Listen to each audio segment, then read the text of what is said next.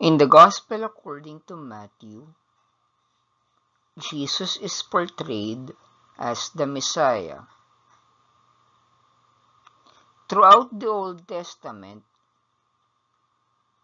the Jews were promised a Messiah, one who would save them from all harsh treatments.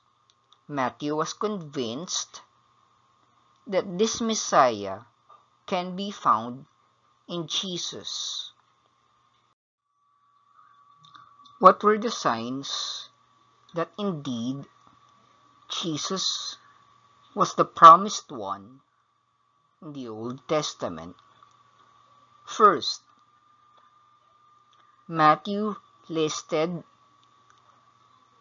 the ancestors of Jesus Christ, and included in that list was King David. It was a requirement that the promised Messiah must have David as an ancestor. He was number 14 in the first set. Matthew highlighted Jesus' Jewish heritage by opening his gospel with Jesus' genealogy, which reached back all the way to Abraham.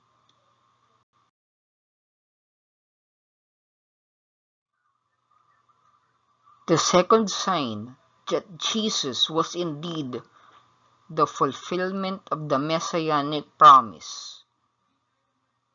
He was born in Bethlehem, where David had also been born.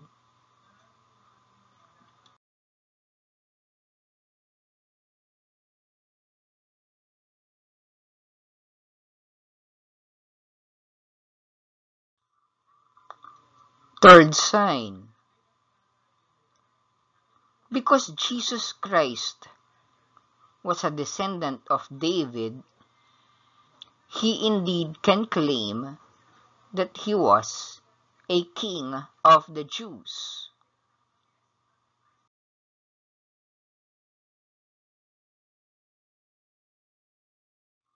Fourth sign that Jesus was indeed the fulfillment of the messianic promise.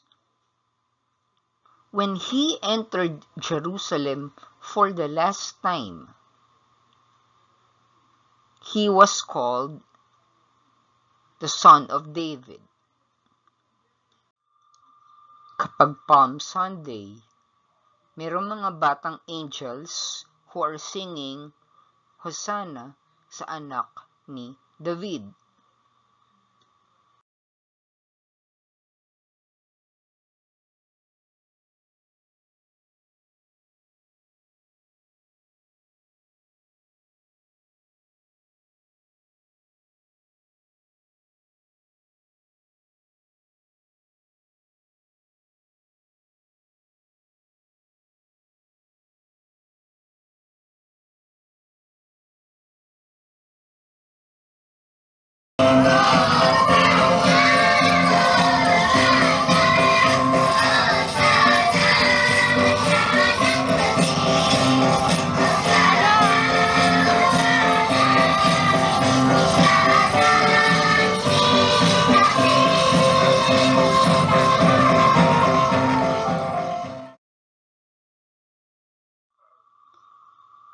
These four signs were intentionally done by Matthew to show that Jesus might just be the one a Jew has been waiting for all of his or her life.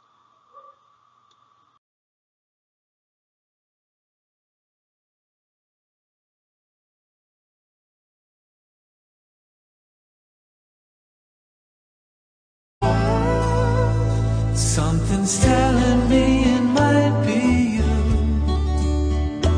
Yeah, it's telling me it must be you. And I'm feeling it'll just be you all of my life. It's you, it's you.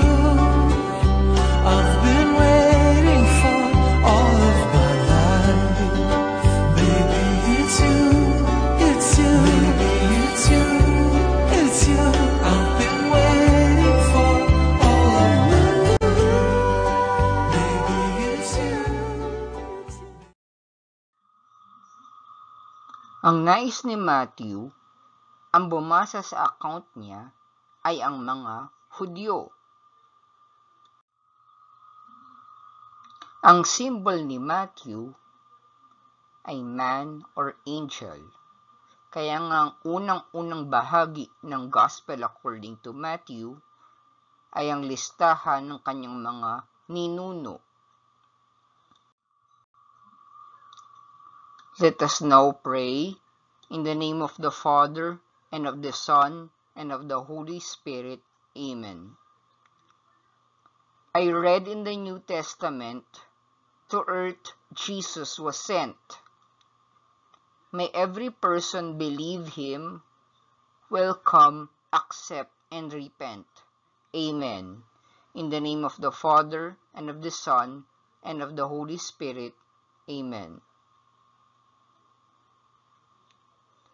So Matthew was a Jewish man writing primarily to a Jewish audience. With Matthew. Matthew was a Jewish man who was writing primarily to a Jewish audience. And his purpose was to convince these Jewish readers that this same Jesus whom they had just crucified was indeed the Messiah that the Old Testament had promised. And so how does he do it? Matthew, knowing that the Jews believed in the authority of the Old Testament, he, more than Mark, Luke, or John, used more Old Testament scriptures similar to a lawyer to persuade and convince this Jewish audience that Jesus indeed was the fulfillment of over 330 prophecies written about him in the Old Testament.